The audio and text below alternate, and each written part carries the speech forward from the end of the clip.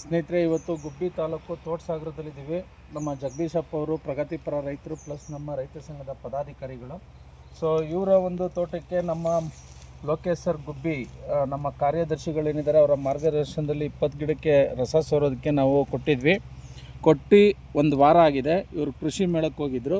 ಕೃಷಿ ಮೇಳಕ್ಕೆ ಹೋಗಿದ್ದಂಥ ಟೈಮ್ನಲ್ಲಿ ನಮ್ಮ ತುರುವೇಕೆರೆ ಅಧ್ಯಕ್ಷರಾದಂಥ ಶ್ರೀನಿವಾಸ್ ಸರ್ ಮತ್ತು ನಾವು ಸೇರಿಕೊಂಡು ಈ ತೋಟಗಳಿಗೆ ಖುದ್ದು ನಿಂತು ನಾವೇ ಇದಕ್ಕೆಲ್ಲ ಸಿಂಪಡಣೆ ಮಾಡಿದ್ವಿ. ಸೊ ನೋಡಿ ಎಷ್ಟು ಅದ್ಭುತವಾಗಿ ಡ್ರೈ ಆಗಿದೆ ಅಂದರೆ ಒಂದೇ ವಾರಕ್ಕೆ ಮಿರಾಕಲ್ ರೀತಿಯಲ್ಲಿ ರಸ ಸೋರೋದು ನಿಂತಿದೆ. ಖುದ್ದು ರೈತರು ಮಾತಾಡ್ತಾರೆ. ಅವರು ಪ್ರಗತಿಪರ ರೈತರಾಗಿರೋದ್ರಿಂದ ಬೇರ್ಗೆ ಆಲ್ರೆಡಿ ಔಷಧ ಕಟ್ಟಿಸಿದ್ದಾರೆ, ಬೇರೆ ಬೇರೆ ಕಂಪನಿಯ ಪ್ರಾಡಕ್ಟ್ಗಳೆಲ್ಲ ಯೂಸ್ ಮಾಡಿದ್ದಾರೆ. ರಿಸಲ್ಟನ್ನು ಅವರು ಖುದ್ದು ಮಾತಾಡ್ತಾರೆ. ಅವ್ರ ಬಾಯಲ್ಲೇ ಕೇಳೋಣ, ನಾವು ಮಾತಾಡೋಕ್ಕಿಂತ. ಜಗದೀಶಪ್ಪರೇ ನಮಸ್ತೆ. ನಮಸ್ತೆ ಸಮಯ. ತಮ್ಗೆ ಏನು ಅನ್ನಿಸ್ತಾ ಇದೆ ಈಗ?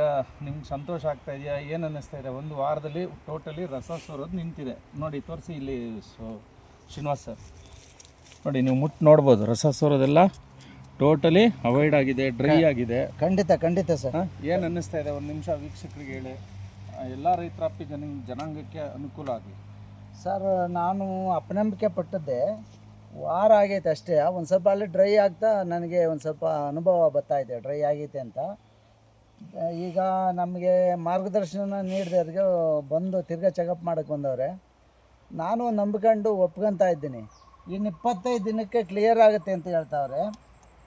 ನಾನು ಏಕ್ದಮ್ ಯಾರನ್ನೂ ನಂಬೋದೇ ಬಿಟ್ಟಿದ್ದೀನಿ. ರೋಡ್ ಸೈಡ್ ಇರೋದ್ರಿಂದ ಅಲೆಯ ಮೋಸ ಬಿದ್ದು ನಂಬೋದು ಬಿಟ್ಟಿದ್ದೀನಿ.